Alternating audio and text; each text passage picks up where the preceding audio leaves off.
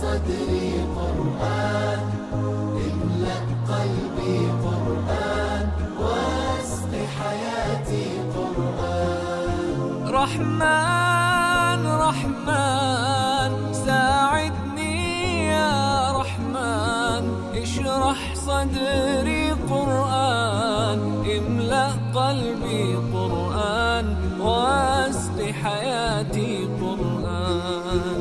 لله لله يهفو آملي لله، ولحفظ كتاب الله من أول بسم الله للختم وللرضوان. رحمن يا رحمن بمجيني يا رحمن، أصبحي ما يدوشو نبني ما يوسيتي ناوتشيني قرآن.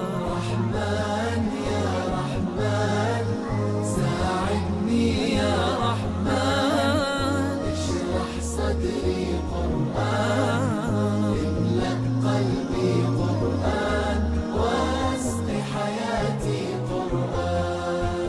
يا نور يا نور يا محكم يا تنزيل لمحمد عن جبريل، من رب العرش دليل للعالم والإنسان. تكبير تكبير للحافظ وهو صغير، والضاء العين قرير، يحمل فجرا لينير بتلاوته الأكوان. رحمن يا رحمن بمجيني يا رحمن، أصبحي ما يدوشو نبني ما يوسيتي ناوتشيني قرآن. رحمن يا رحمن ساعدني يا رحمن، اشرح صدري قرآن، املأ قلبي قرآن، واسق حياتي قرآن.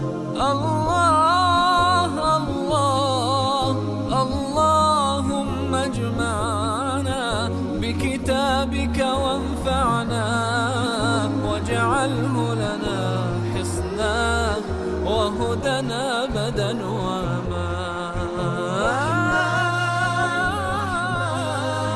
ساعدني يا رحمن، اشرح صدري قرآن، املأ قلبي قرآن، واسق حياتي قرآن. رحمن يا رحمن، رحمن يا رحمن. الذي خلقكم من نفس واحدة وخلق منها زوجها وبث منهما رجالا كثيرا ونساء، واتقوا الله الذي تساءلون به والأرحام، إن الله كان عليكم رقيبا. يا أيها الذين آمنوا اتقوا الله وقولوا قولا سديدا، يصلح لكم أعمالكم ويغفر لكم ذنوبكم، ومن يطع الله ورسوله فقد فاز فوزا عظيما. أما بعد، إخواني في الله، الله سبحانه وتعالى أيام هالإسكاله لما أنت ونجمعي أسكن كان قل كان أو كمل قولك خيرك. مركز إخواني في الله، سيدا درادد وأن سوق قابنا وحن نفتي نبقى نقدر دارمي الله سبحانه وتعالى إن أنكبغنه وأن كحشونه. موضوعا كهل دون وحو نقنيا إن شاء الله تعالى حفظ اللسان، إن عرفك الله إلاليو ووح الله وحي حنو دان لغا إلاليو. محايا لإخواني في الله، نعموينك الله سبحانه وتعالى أوسي الدومهيسا، نعمة أقوين وهوي وعرفك وي، والشيء قفك إنسانك وكشيغ وحو ربو waa shayga uu ku cabiro wuxuu asaga jecel yahay iyo wuxuu rabo, waa shayga uu ku cabiro wixii laabtiisa iyo qalbigiisa ku jira, waa shayga uu ku cabiro wuxuu nacayo, waa shayga Allah subxaanahu wa ta'ala dikrigiisii uu ku haya markastaba, waa shayga uu kula xiriiro dadka min acdam wasaa'il al-ittisaal. waxa weeye waa lisaanka weeye. marka waxa weeye nicmo Allah subxaanahu wa ta'ala uu siiyey addoonka. waa kee addoonka? waa qofkii nicmadaas meeshay gaarsiisan tahay iyo qadarkeeda qofkii ogaada oo Allah subxaanahu wa ta'ala intuu ka baqa carabkiisana ilaaliya. maxaa yeelay carabka waxaa la yidhaahdaa silaaxun duu xaddayn baa la yidhaahdaa. waa toori labada dhinac afka leh. marka qofkii ilaaliya carabkiisa oo istikhdaamkiisi ama isticmaalkiisi wanaajiyana wuxuu ku gaarayaa Allah subxaanahu wa ta'ala raanli ahaashihiisa iyo taacadiisii buu ku gaarayaa. wuxuuna noqonayaa sabab u noqonayaa inuu ka badbaado cadaabka Ilaahay subxaanahu wa ta'ala maalinta qiyaamaha, ama inuu badbaado fi dunya wal aakhirah, annajaatu fi daarayni ayuu sabab u noqonayaa. sida maalan culimada oo kale oo diinta Ilaahay subxaanahu wa ta'ala fidisa, ama ardayda talabatul cilmiga oo kale oo Allah subxaanahu wa ta'ala cilmigiisii barata, xalaal iyo xaaraan kala barata, iyo wixii lamida iyo mucallimiintii adducaati ila Allah. kuwaas oo dhan sacyigooda waxa weeye waa mashkuur weeye. maxaa yeelay waxay ku mashquuliyeen lisaankooda dikriga Ilaahay subxaanahu wa ta'ala. marka qof kasta maxaa la rabaa? carabkiisi waa nicmo Allah subxaanahu wa ta'ala uu ku siiyey. waxaa loo baahan yahay nicmadaasna inaad ilaalisid ayaa loo baahan yahay. ka warrama maanta qofkaan carab lahayn, wax ma dhadhamin karaa oo ma hadli karaa, wax ma akhrin karaa? lagama yaabo. marka min akbari nicmi Illaahi bay ka mid tahay. Allah subxaanahu wa ta'ala wuxuu yidhi wa in tacudduu nicmata Allahi laa tuxsuha. Allah subxaanahu wa ta'ala nicmooyinkiisii oo ugu nimceeyay addoonka dushiisii wax la xisaabi kara ma aha. marka carabka wuxuu ka mid yahay nicmooyinkaas Allah subxaanahu wa ta'ala addoonka uu siiyey kuwa ugu waaweyn buu ka mid yahay ikhwaani fillah. marka sidaa daraaddeed carabkaad aragtaan khatartiisuu leeyahay. laba unbay mid noqonaysaa, imaa inuu ku geeyo jannaatul fardows, inuu sabab u noqdo jannada inaad geshid baa laga yaabaa, ama sabab inuu u noqdo naar inaad geshid. maxaa yeelay wax alla waxaad ku hadashid adduunkan, wanaag iyo xumaan, shar iyo khayr intaa oo dhanba waa la qorayaa.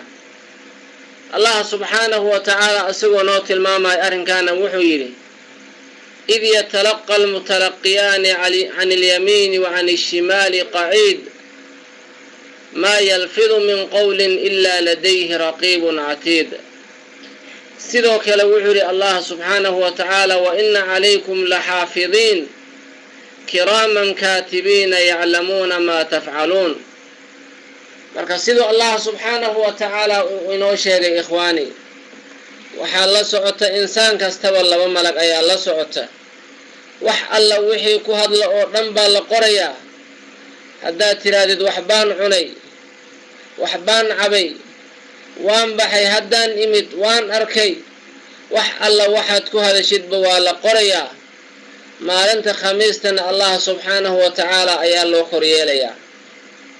marka sidaa daraaddeed maxaa loo baahan yahay? inaad ku hadashid hadal wanaagsan sida Allah subxaanahu wa ta'ala inoo sheegay. wuxuu yidhi waquuluu linnaasi xusnaa. dadka waxaad u tirahdaan buu yidhi Allah subxaanahu wa ta'ala hadal wanaagsan u dhaha dadka, hadal jiracsan u dhaha, hadal qalbiga iyo laabta u roon u dhaha, hadal dadka ka farxiya u dhaha. yaan lagu dhihin dadka wax ay ka xumaadaan. marka sidaa daraaddeed ikhwaanii fillaah nabiga calayhi salaatu wasalaam wuxuu yidhi yaa ii ballanqaadaa yidhi maa bayna lixyayhi inta u dhaxaysa labadiisi ger yaa ii ballanqaadaaya wamaa bayna rijlayhi iyo labadiisa lugood inta u dhaxaysa yaa ii ballanqaadaaya yidhi nabiga calayhi salaatu wasalaam aan u ballanqaaday jannada ilaahay subxaanahu wa tacaala waxaa saa kule nabiga calayhi salaatu wasalaam oo ah khayru khalqi illaah salawaatu ullaahi wasalaamuhu calayh ayaa wuxuu ku leeyahay waa kuma shakhsiga ii ballanqaadi kara maa bayna lixyayhi oo afkiisa ka ilaaliya xumaanta xanta ka ilaaliya namiimada ka ilaaliya ama in dadka la isku diro cayda ka ilaaliya aflagaadada ka ilaaliya xumaan oo dhan yaa ka ilaaliya carabkiis aan u ballanqaaday jannada ilaahay subxaanahu wa tacaala maxaa yeelay carabkaas ayaa wuxuu ku gelinaya imaa jannada insaanka oo dhan yaa xukuma carabkaasaa xukuma sida nabiga calayhi salaatu wasalaam uu noo sheegay markuu ku lahaa Mucaad maan kuu sheega arrinkaa oo dhan kan mulkiyey mu kuu sheegaa ama kan gacantiisii waxaas oo dhan ay ku jiraan mu kuu sheegaa buu yidhi nabiga calayhi salaatu wasalaam markaasuu yidhi nacam yaa rasuula allaahi balaa yaa rasuula allaahi bal ii sheeg mahe ii sheeg buu yidhi markaasaa layidhi nabiga calayhi salaatu wasalaam wuxuu qabtay baa layidhi lisaankiisuu qabtay markaasuu yidhi kufa calayka haadaa buu yidhi kan mu u jeedaa buu yidhi kan iska ilaali buu yidhi markaasuu yidhi Mucaad yaa rasuula allahi wa innaa lamu'aakhaduuna bimaa natakallamu bihi buu yidhi manalow qabanaya oo maanal weydiinayaa maalinta qiyaamaha waxaan ku hadalno markaasuu yidhi nabiga calayhi salaatu wasalaam hakiladka ummuka yaa Mucaad hooyadaa ha ku weyde wahal yakubu nnaasu calaa manaakhirihim ilaa xasaa'idu alsinatihim buu yidhi dadka naarta ma lagu tuurayaa oo weji weji ma loogu tuurayaa dadka naarta ilaa xasaa'idu alsinatihim ilaa waxay ku kasbadeen carabkooda sidaa daraaddeed ikhwaani waxaa lagama maarmaanaa qof kastaba lisaankiisii inuu ilaaliyo hadal dhammaantiisii inuu ka ilaaliyo ilaa markuu ogaado hadalkaas inay ku jirto fiihi maslaxa ay ku jirto markuu ogaado kadib ha ku hadlo ilaa haddii kale waxa u khayr badan inuu iska aamuso sidoo kale ikhwaani fillaahi haddii carabkaadii uu toosanaado oo diinta ilaahay subxaanahu wa tacaala taacadiisii uu ku toosanaado tawxiidka allah subxaanahu wa tacaala dikriga ilaahay hadduu ku toosanaado waxaa weeye wixii ka soo haray jawaarixda oo dhan way toosanaanayaan ama haddaad iska daysid carabkaada wuxuu ku gelinayaa macsiyada ayuu ku gelinayaa wuxuuna ku farayaa hilibka walaalahaadii inaad cuntid buu ku farayaa kaasna waa arrin xaaraan ah sidoo allah subxaanahu wa tacaala uu noo sheegay marka sidaa daraaddeed nabiga calayhi salaatu wasalaam wuxuu yidhi qofka iimaankiisii ma tooso ama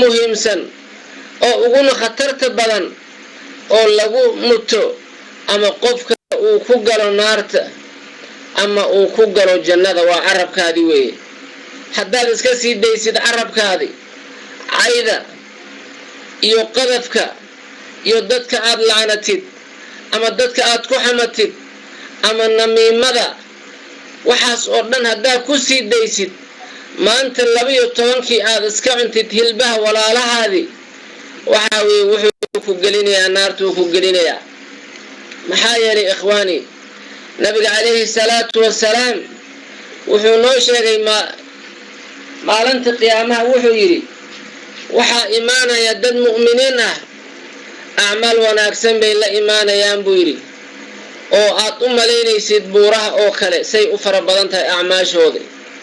markaasaa waxaa imaanaya dad fara badan oo asaga uu ku xadgudbay adduunka intuu joogay.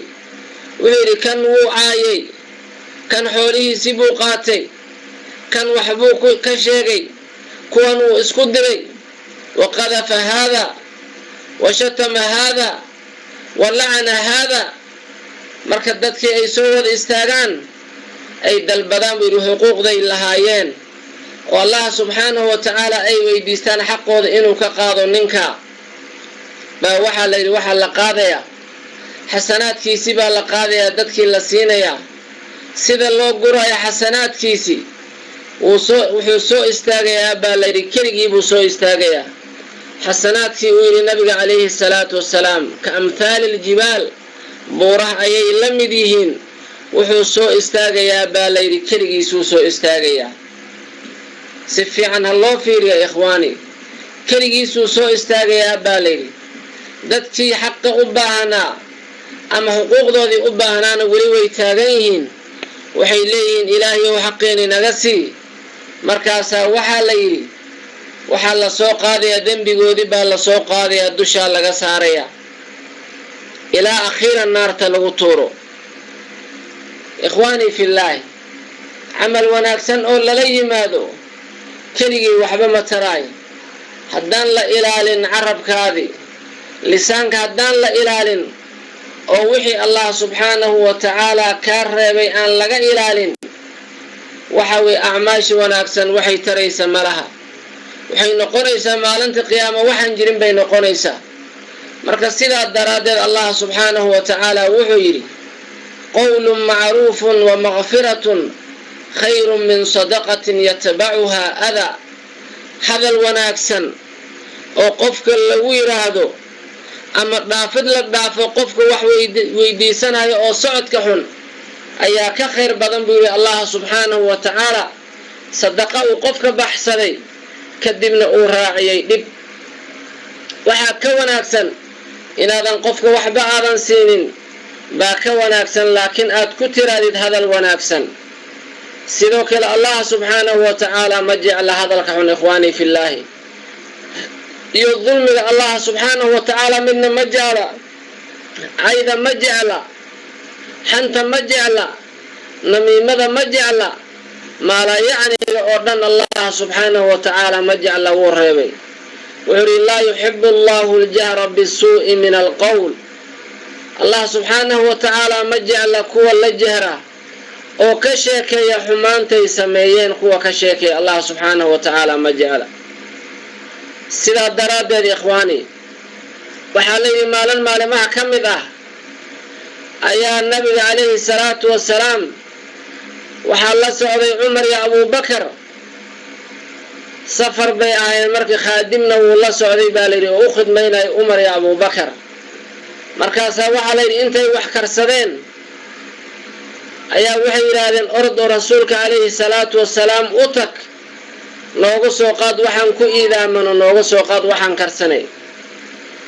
markaas khaadimkii rasuulka intuu ku maqanaabaa waxay dhaheen hebel daahiyaa maantana ma imaanayo. kadib markuu rasuulka u tagay buu wuxuu ku yidhi rasuulka ilaahayow waxaa ii soo diray cumar iyo abubakar, waxayna ku weydiisanayaan waxay ku iidaantaan bay ku weydiisanayaan waxay karsadeen. markaasuu yidhi nabiga calayhi salaatu wassalaam orod oo u tag, waxaad ku tiraahdaa waad iidaamateen dheh, waxaad karsateen waad iidaamateena cuna. intuu soo laabtay buu u yimid, markaasuu yidhi wuxuu yidhi rasuulka calayhi salaatu wassalaam waxaad karsateen waad iidaamateena cunaa la idinku yidhi. markaasay yaabeen baa la yidhi, way tacajibeen, wax ay iidaanteenna ma laha, hadalkiina waxay ku fasiraan way garan waayeen. markaasay u yimaadeen nabiga calayhi salaatu wassalaam, markaasay ku dhaheen yaa rasuul allahi, waxaan kuu soo dirnay fulaan baan kuu soo dirnay, waxaana ku weydiisanay wax aan ku iidaamano waxaan karsanay. markaasuu yidhi nabiga calayhi salaatu wassalaam waxaad karsateen waad iidaamateen. markaasay dhaheen rasuulka ilaahi maxaan ku iidaamanay? soomaadan dhihin fulaan markuu idinka maqanaa fulaan wuu daahayaa, soomaadan xaman walaalkiinoo idinka maqan marka sidaa daraaddeed waad iidaamateen buu yidhi. marka ikhwaanii fillaahi hadalka xun sidiisaba waa xaaraan weey in laga fogaado oo waxyaalaha xun aan laga sheekayn oo aan dadka la xaman oo aan dadka la caayin waxa weeye waa shay lagama maarmaan ah waajibaadka ilaahay subxaanahu wa tacaala waajibiyey bay ka mid tahay qofkana badbaadi maayo adduunkiisa iyo aakhiradiisa hadduusan ilaalin lisaankiisa. sidoo kale allah subxaanahu wa tacaala wuxuu noo sheegay weli waqul licibaadii yaquulu alatii hiya axsan waxaad ku tiraahdaa addoommahayga ha isku yidhaahdaan hadalka wanaagsan hadalka kiisa fiican maxaa yeelay ina ashayطaana yanzagu baynahum ina ashayطaana kaana lilinsaani caduwan mubiina shaydaanka waxaa layidhi wuu isku dirayaa dadka hadalkaadii buu si kale u tusinayaa waxaa laga yaabaa hadal aad ula jeedid kaftan baa laga yaabaa qofka kale inuu u arko si kale.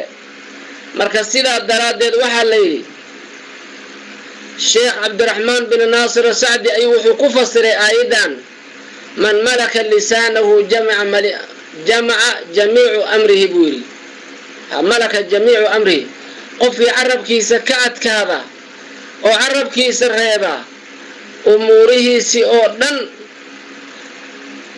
wuu milkiyey buu yidhi wuu xanaday qofkaas. marka sidoo kale allah subxaanahu wa tacaala wuxuu yidhi ilayhi yascadu alkalimu altayib waalcamalu saalix allah subxaanahu wa tacaala ayay u fuuleen acmaashi wanaagsan isaga ayaa loo rafcinayaa maalin kastoo khamiis ah. marka ikhwaanii fillaahi markay malaa'igta isbedelayso hadday ku yimaadaan ka waran adigoo qof xamanaya ama qof wax ka sheegaya ama qof caynaya ama adigoo dadka isku diraya barina ay ku yimaadaan sidoo kale adigoo arrinkaa ku dhex jira soo khasaare ma ah wax alla waxaad ku hadashid waa la qorayaa maalinta qiyaamana kitaabkaagii baa lagu keenayaa markaasay leeyihiin mujrimiinta maa lihada alkitaab laa yuqaadiru sagiiratan walaa kabiiratan ilaa axsaaha muxuu yahay kitaabkan waxbaan ka tegaynin wax yar iyo wax weyn wax fiican iyo wax xun dhammaantoodii wuu wada qoray bay leeyihiin. maxay tahay arrinkaa? marka sidaa daraaddeed ikhwaani waxaa loo baahan yahay hadalkaada inuu miisaamanaado hadal wanaagsan inaad ku hadashid oo aad ku fikirtid hadalkaada afkaada intuusan ka soo bixin inaad fikirtid baa la rabaa. hadduu yahay hadal fiican oo naftaadina manfaca u leh fi dunya waalaakhira walaalahaadina manfaca u leh fi dunya waalaakhira ku hadal haddii kalena waxaa lagu yidhi iska aamus oo iska daa. maxaa yeelay nabiga calayhi salaatu wasalaam wuxuu yidhi man kaana yu'minu billahi walyawmi alaakhir falyaqul khayran ow liyasmut qofkii allah subxaanahu wa tacaala rumeeyey oo iimaan saxiix laga helay oo camal wanaagsanna la yimid falyaqul khayra ha ku hadlo wax wanaagsan. maxay noqonayaan marka wax wanaagsan?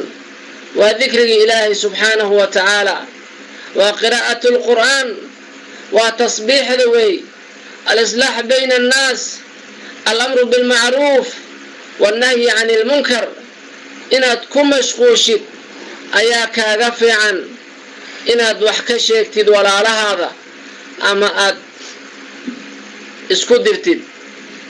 sidoo kale ikhwaanii fillaahi wuxuu ku tilmaamay marka allah subxaanahu wa tacaala in walaalaha wax laga sheego ayagoo kaa maqan ama hataa hadday kula joogaan aysan jecleen inaad cunaysid hilibkoodii buu allah subxaanahu wa tacaala ku tilmaamay. wuxuu ayuxibu axadukum axadkiina ma jecel yahay midkiina an ya'kula laxma akhiihi mayta walaalkiini oo baktiyey oo miid ah hilibkiisa inaad cuntaan mayuu jecel yahay buu yidhi allah subxaanahu wa tacaala. qof walaalkii dhintay ma u suurogalaysaa hilibkiisii inuu cuno intuu tooray soo qaato ama uu karsado ama cayriinkaba uu ku cuno isagoo dhiiggiisii qobanayo ikhwaani fillaah ma laga yaabo arrinkaas inay dhacdo kaas ayaa ka wanaagsan qofka inuu wax ka sheega walaalihiisii ama inuu caayo ama inuu isku diro sidoo kale ikhwaani waxaa layidhi nabiga calayhi salaatu wassalaam isagoo meel fadhiya oo la fadhiya saxaabadiisii ayaa waxaa timid baa layidhi dabeel baa timid marka dabeesha way soo uraysay baa layidhi markaasuu yidhi nabiga calayhi salaatu wassalaam maad u jeedaan buu yidhi dabeeshaan soo uraysa niman baa dad xantay buu yidhi nimankaas bay soo martay waxaan uray waa waxay cuneen waa waxay dadka ka sheegeen afkoodii oo dabeesha ka soo qaaday weeyaan buu yidhi nabiga calayhi salaatu wassalaam waxaasuu ku tilmaamay nabiga calayhi salaatu wassalaam marka sidaa daraaddeed ikhwaani qof kasta oo u baahan inuu badbaado waa inuu ilaaliyo carabkiisii inuu khayrka sheegaa hadduu khayrka sheego wuxuu noqonayaa qof ka faa'iidaystay waqtigiisii qof qaniimaystay buu noqonayaa sidoo kale hadduu aamusana wuxuu noqonayaa qof badbaaday oo naftiisii ka badbaadiyey macsida ilaahay subxaanahu wa tacaala maxaa yeelay falyaqul khayran ow liyasmut ayaa meesha taal haddaad allah subxaanahu wa tacaala aada rumaysay khayr sheeg haddaadan sheegaynina iska aamus buu yidhi allah subxaanahu wa tacaala nabiga calayhi salaatu wassalaam marka ikhwaanii fillaahi maxaa loo baahan yahay qof kastaba inuu hadal wanaagsan uu ku hadlo ama inuu iska aamuso wuxuu noo sheegay nabiga calayhi salaatu wassalaam waxaa laga yaabaa buu yidhi qofka insaanka kelimad inuu ku hadlo ayaa laga yaabaa oo uusan ogeyn kelimadaas meeshay gaarsiisantahay iyo meeshay gaartay uusan ogeyn kadibna loo qoro allah subxaanahu wa tacaala raalli ahaanshihiisa ilaa maalinta qiyaamaha in loo qoro laga yaabaa kelimad inuu ku hadlo laakiin uusan ogeyn kelimadaas macnaheedii uusan garanayni meeshay gaarsiisantahay waxay xambaarsantahay inuusan garanaynin baa laga yaabaa laakiin allah subxaanahu wa tacaala uu u qoro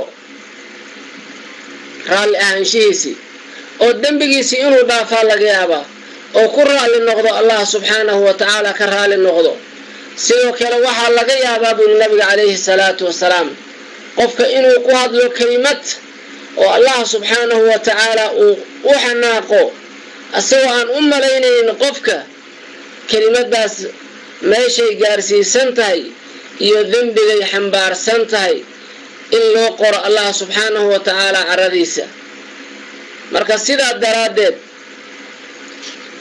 wuxuu yidhi nabiga xadiid kale ina alcabda layatakallamu bilkalimati maa yatabayanu fiiha yanzilu biha fi nnaari buu yidhi abcada mima maa bayna almashriq qofku waxaa laga yaabaa kelimad inuu ku hadlo uusan garanaynin macnaheedii iyo waxay xambaarsan tahay laakiin laga yaabo naarta inay ku tuurto buu yidhi allah subxaanahu wa tacaala ikhwaanii fillaahi maxaa loo baahan yahay marka in la is ilaaliyaa loo baahan yahay waa tii aan soo qaadanay xadiidkii nabiga calayhi salaatu wassalaam xadiidkii mucaad ibnu jabal uu nabiga ku yidhi alaa ukhbiruka bimalaaki daalika kullihi ma kuu sheegaa intaad la soo sheegay oo dhan islaamkii markuu ka soo sheekeeyey cumuududdiini markuu ka soo sheekeeyey jihaadkii markuu ka soo sheekeeyey nabiga calayhi salaatu wassalaam ayaa wuxuu yidhi ma kuu sheegaa intaas oo dhan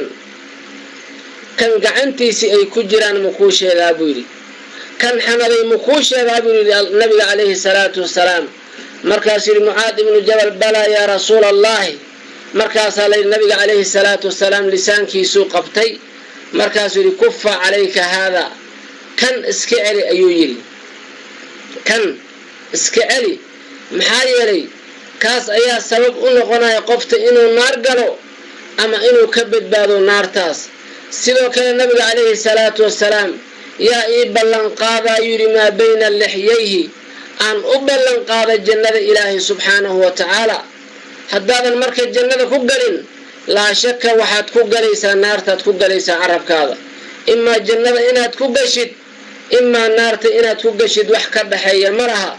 marka inaad fiirisid waaye adiga naftaada aad u ikhtaartid aad u doortid meeshay geli lahayd.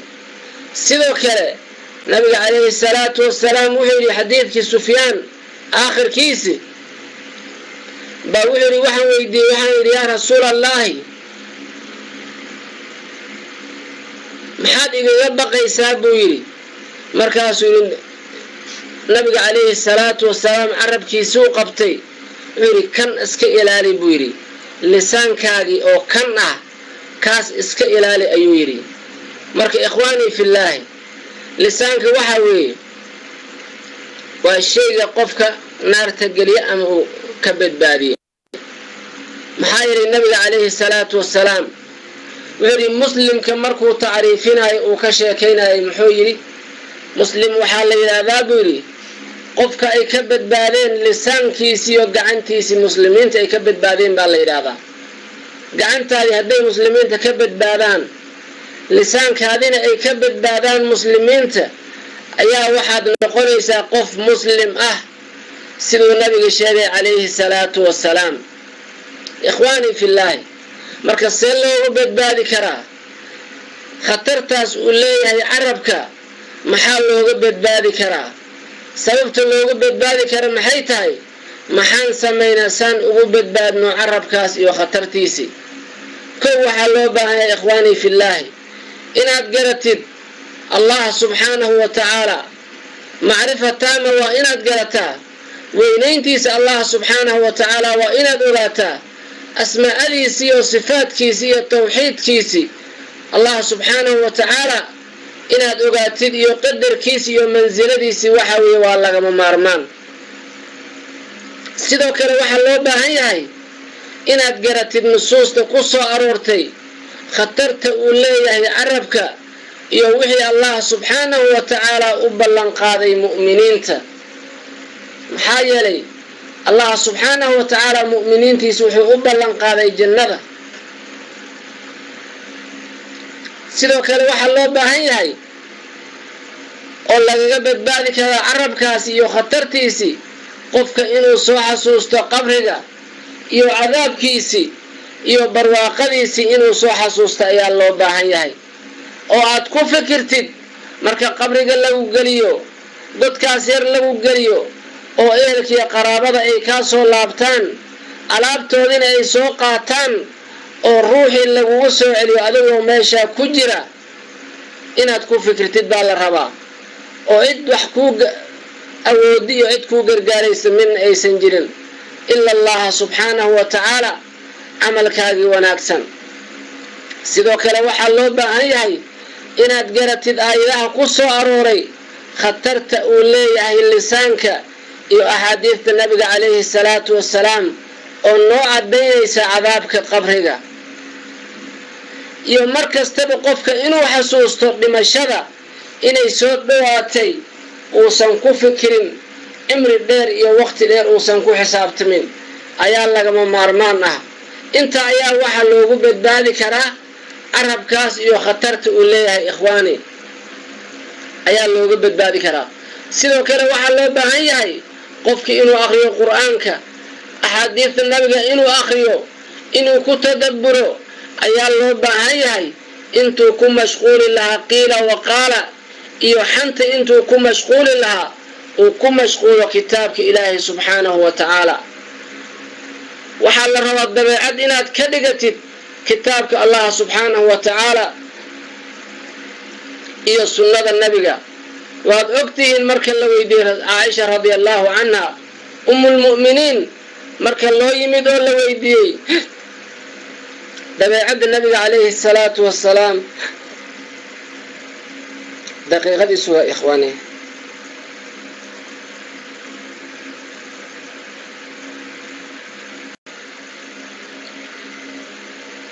carabkaas iyo khatartiisii waxaa weeye inuu qofka ku mashquulo dikriga ilaahay subxaanahu wa tacaala. dabeecaddiisii inay noqoto tii nabiga calayhi salaatu wasalaam.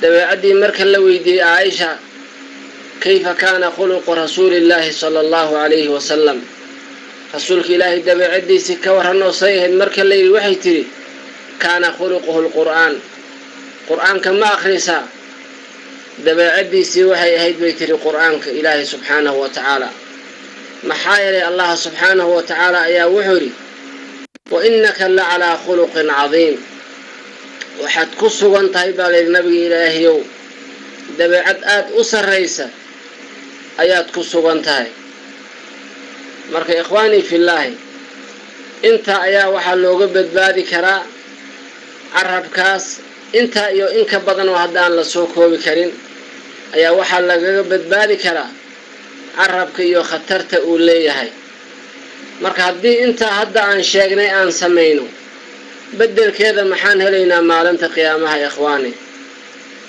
beddelkeeda maxaan helaynaa kow waxaad noqonaysaa qofka nabiga calayhi salaatu wasalaam uu sheegay muslim oo rasmi ayaad noqonaysaa gacantaadii carabkaada hadday ka badbaadaan dadka muslimiinta ah waxaad noqonaysaa qof laga helay ama qofka ugu fadli badan muslimiinta ayaad noqonaysaa maxaa yeelay nabiga calayhi salaatu wasalaam marka la weydiiyey ayulmuslimiina afdal baa layidhi rasuulka ilaahayow muslimiinta yaa ugu fadli badan baa layidhi markaasuu yidhi man salima almuslimuuna min lisaanihi wa yadih waxaad noqonaysaa qofka ugu fadliga badan muslimiintaad noqonaysaa sidoo kale waxaad noqonaysaa qofkay dadka ugu jecel yihiin oo allah subxaanahu wa tacaala uu ugu jecel yahay baad noqonaysaa waxaad noqonaysaa qof nabiga calayhi salaatu wasalaam uu u ballan qaaday jannadiisii